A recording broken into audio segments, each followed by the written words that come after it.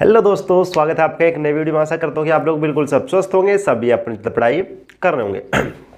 अभी मैं आपको बता दूं, अभी यूपी बोर्ड एग्जाम 2023 के लिए एक यहाँ पर एक मैंने सीरीज स्टार्ट की है। अब ये सीरीज स्टार्ट की है, इसके अंदर मैं आपको क्या बताने वाला हूँ, इसके अंदर हम मोस्ट इंपोर्टेंट डेरिवेशन डिस्कस करेंगे। ठीक है, मोस्ट इंपोर्टेंट डेरिवेशन जो आपके पास 2 मार्क्स के हो सकते हैं, आपके पास 3 मार्क्स के हो सकते हैं, आपके पास 5 मार्क्स के हो सकते हैं। स्टार्टिंग से जो भी होंगे, स्मॉल डेरिवेशन तो आपको वो भी बताया जाएगा, लॉन्ग डेरिवेशन होगा आपको वो भी बताया जाएगा। ठीक है, तो आज इसी प्रकार चैप्टर नंबर 1 से एक मैं इंपॉर्टेंट डेरिवेशन आपके साथ लेकर आया हूँ, तो बड़े ध्यान से आपको देखना है।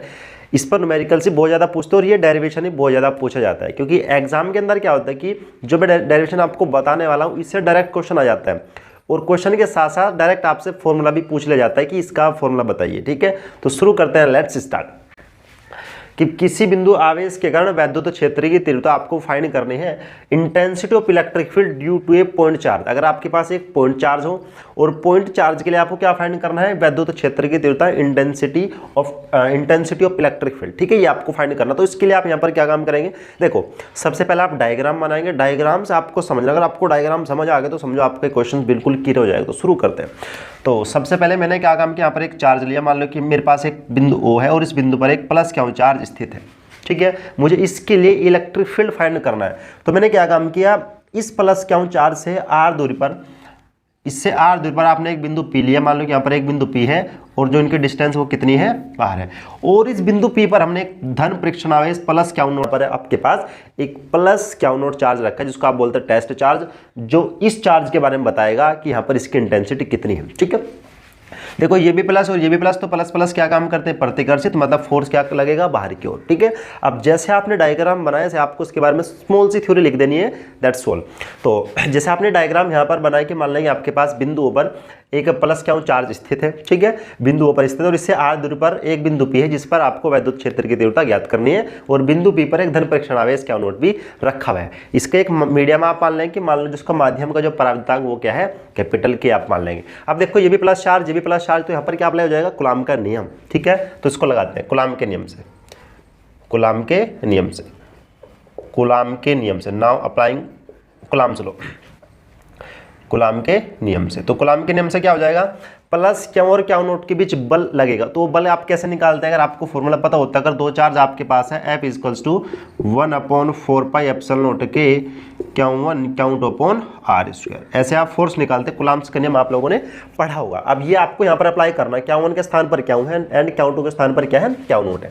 तो फोर्स कितना निकलेगा, F equals to 1/4 epsilon naught के Q1 के स्थान पर क्या आपके पास Q, और Q2 के स्थान पर आपके पास क्या, plus Q note, plus Q note, यानी लिख सकते हैं Q नोट अपॉन R यहाँ पर ये भी कितना है, R स्क्वायर। तो ये आपके पास आ जाएगा फोर्स, यानी दोनों आवेशों के बीच लगने वाला बल आपके पास आ जाएगा। ठीक है, तो ये आपके पास हो गया बल। अब आपको बिंदु P पर क्या ज्ञात करना है, वैद्युत क्षेत्र की तीव्रता।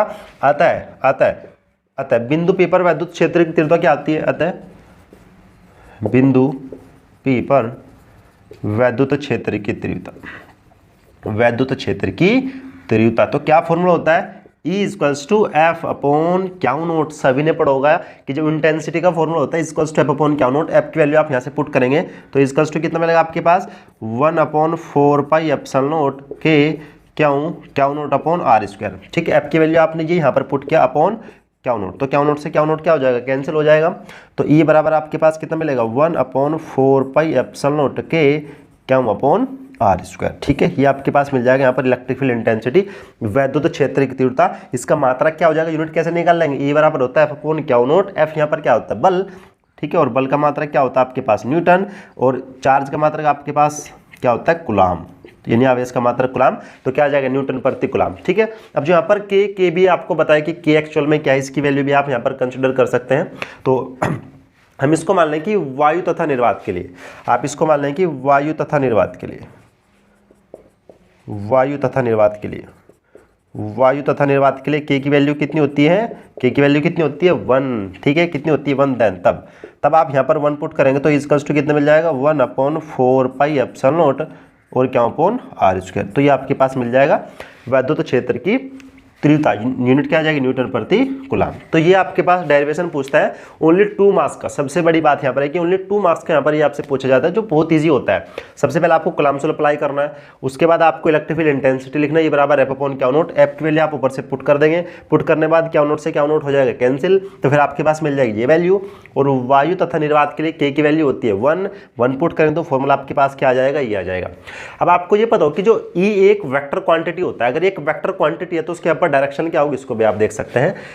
क्योंकि अब आप देख सकते हैं डायग्राम से हम इसके डायरेक्शन यहाँ पर निकालने वाले हैं, वो कैसे निकाल लेंगे, ध्यान से देखो। प्लस प्लस चार्ज यहाँ पर क्या काम करे, दूसरे को रिपल कर रहे हैं।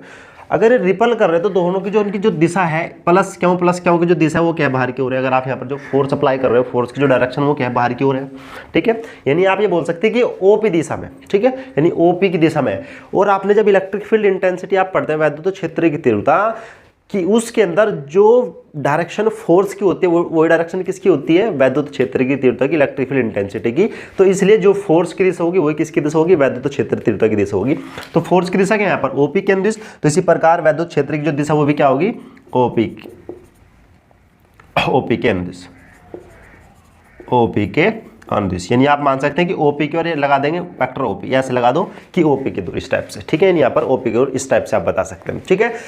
अब यहाँ पर एक क्वेश्चन ये उठता है, तो आपके पास डेरिवेशन होगा, आपको इतना ही करना है, ज़्यादा इसके अंदर आपको कुछ भी करने की आवश्यकता नहीं है। आप क्वेश्चन ही आता है कि आपके दिमाग में क्वेश्चन जो चार्ज होते हैं, चार्ज आपके पास एक पॉजिटिव चार्ज होता है, आपके पास निगेटिव चार्ज होता है। तो अगर यहाँ पर हम निगेटिव चार्ज अगर ले तो क्या हम इसको फॉर्मूला कैसे निकाल सकते हैं, यहाँ पर क्या चेंजेस होगा उसको भी देख लो। क्योंकि एग्जाम के अंदर अगर ये आ गया कि यहाँ पर आप माइनस चार्ज लेके चलो, तो फिर आप उसको कैसे करो क्वेश्चन को, उसको भी देख लीजिएगा। तो फॉर एग्जांपल अगर मैंने यहाँ पर माइनस चार्ज क्या हूँ इस पर ले लिया है, और सेम डायग्राम इसका यही होगा, यहाँ पर प्लस क्यू नॉट चार्ज होगा, पॉइंट पी होगा, पॉइंट आर होगा, और डिस्टेंस यहाँ पर कितना होगा आपके पास आर होगा। अब क्या चेंज हुआ, अब ये चेंज हुआ ओनली कि ये माइनस और ये प्लस। और अगर माइनस प्लस चार्ज है तो वो क्या काम करेंगे, अट्रैक्ट करेंगे, अट्रैक्शन करेंगे, क्या करेंगे, अट्रैक्शन। तो अब इनमें फोर्स की दिशा यहाँ पर इस टाइप से हो जाएगी, ठीक है। अब सेम आपको फॉर्मूला ये निकलने वाला है, इसके लिए भी सेम ही फॉर्मूला होगा, E = 1/4πε क्या upon R square. Formula same होगा और यूनिट भी सेम होगा, बट अब क्या चेंज होगा उसको देख लो। अब बस जो चेंज होगा वो होगा इसकी डायरेक्शन, दिशा। क्योंकि फोर्स पहले क्या था, इससे दूर था, और जो फोर्स की दिशा होगी वही किसकी दिशा, वैद्युत क्षेत्र की दिशा होगी। अब फोर्स क्या लग रहा है, फोर्स अब इसमें क्या लग रहा है, अंदर की ओर लग रहा है। तो अब इसकी जो दिशा होगी वैद्युत क्षेत्र की, वो भी क्या होगी, अंदर की ओर होगी। पहले क्या था, पहले ओपी केंद्र, तब क्या होगा, पीओ। अब क्या होगा, पीओ इसकी क्या हो जाएगी, दिशा हो जाएगी। अब पीओ क्या हो जाएगी, इसकी दिशा हो जाएगी। ये आपको ऐसे बताने की आवश्यकता नहीं है, क्योंकि आपके पास बताना है, ओनली आपको यहाँ तक बता देना, उसको आप कर लेंगे बहुत इजीली, ठीक है। बात समझ रहे हो। तो ये होता है डेरिवेशन। 2 नंबर का डेरिवेशन पूछता है, बहुत ईजी है, ठीक है। अगर आपको नहीं समझे तो दोबारा आप वीडियो को देखो, जितने बार आप इसको देखेंगे इतना आपका यहाँ पर क्या हो जाएगा, कंप्लीट हो जाएगा, ठीक है। तो ये है आज का यहाँ पर टॉपिक रहा भाई, और इससे आगे एक न्यू टॉपिक हम लेकर आएंगे। मैंने बोला कि एक सीरीज स्टार्ट कर दी है, इसके अंदर आपको इंपॉर्टेंट डेरिवेशन बता दिए जाएंगे। तो सबसे फर्स्ट डेरिवेशन आपके पास ये रहा। आई होप आपको ये डेरिवेशन समझ आया होगा। अगर समझ आया तो प्लीज़ चैनल को आप सब्सक्राइब कर लीजिए, वीडियो को लाइक कमेंट शेयर कर दीजिए। मिलते हैं किसी नेक्स्ट वीडियो में, तब तक के लिए जय हिंद, वंदे मातरम, खुश रहिए, अच्छी तरह पढ़ाई करते रहिए, ऑल द वेरी बेस्ट।